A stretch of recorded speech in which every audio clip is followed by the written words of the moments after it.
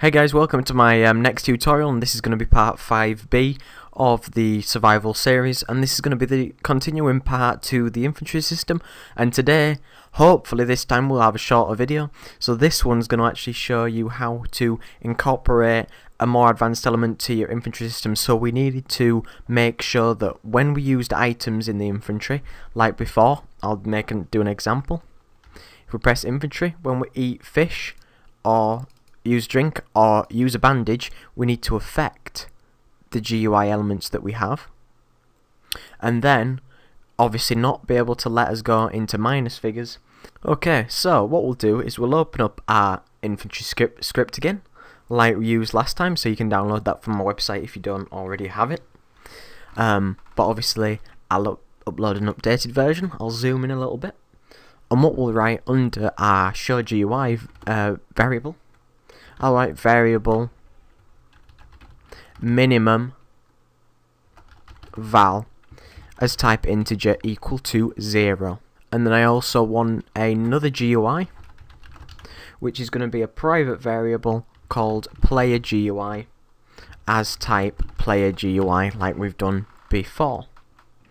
And obviously people have had this problem before, because you need to make sure that player GUI within Unity, so the script is called this with a capital P, and your variable has got the lowercase. So then what we're going to do to start with, under here we'll start by writing a function update, because we're going to want to find the script that we're going for. So in the function start we'll say player GUI equals GameObject dot find open brackets inside first person controller, where we've got the player GUI script, dot get component open brackets player GUI, so the name of the actual script that we've got in Unity. So we'll save that out, and now we're going to write some things in the update statement, so we can't go below -1 in any of our options for our items that we collect. Obviously you can go higher because you can collect as many as you want unless you set otherwise. So we'll make a few line breaks and tab across, so just above the if statement for pressing I to open the infantry, we're going to say that if wood is less than or equal to 0, then we'll add 2 curly brackets below and say that wood is equal to minimum val with a semicolon. So that makes sure that if wood is ever less than or equal to 0, it can never go below 0 at any point.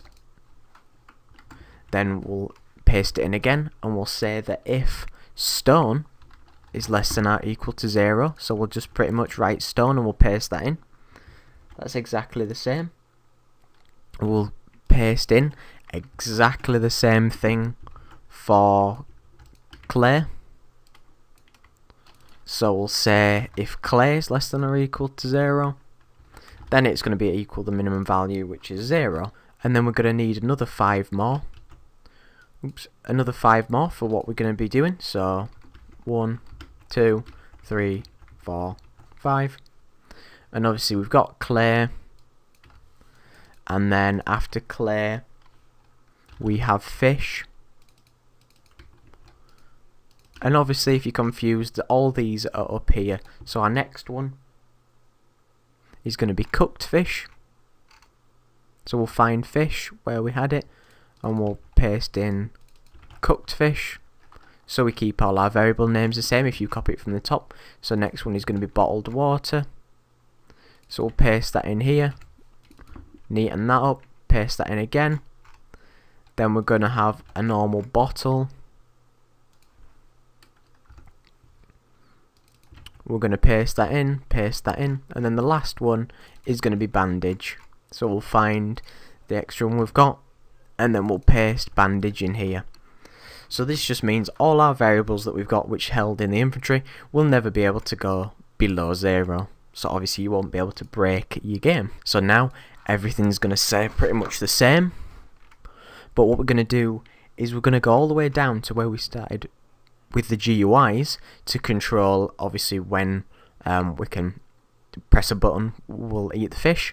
But we're going to actually want to affect the player GUI, so when we eat fish we're going to get some hunger. If we drink some water we're going to fill the thirst bar, or if we use a bandage we're going to heal ourselves. So what you want to do is create a function in each of these. So you can write a function by calling it eat with 2 brackets and then a semicolon. Then one under here for bottled water called drink with 2 brackets and a semicolon. You don't have to have these names, you can have whatever you want. And then bandage as type heal with 2 brackets and a semicolon. And then each of these functions we're going to have to create below here. So we're going to write function eat with 2 brackets, 2 curly brackets below. Then we're going to write another function called drink, 2 brackets, 2 curly brackets below. And the last function as heal, 2 brackets with 2 curly brackets below. And then what we're going to do is obviously reference our other script that we started off, our player GUI up at the top, just here. And then we're going to, if we go straight back down to where we were, then we'll say player GUI dot hunger bar display plus equals 0.1 with a semicolon. So that just means we're looking for the player GUI script, and the hunger bar display is the variable that we've got to control the bars going up and down, and then we're just going to add 0.1 to that. You can obviously change those values accordingly to your game. Then for drink we'll say player GUI dot thirst bar display plus equals 0.1. I can imagine you can see where I'm going with this.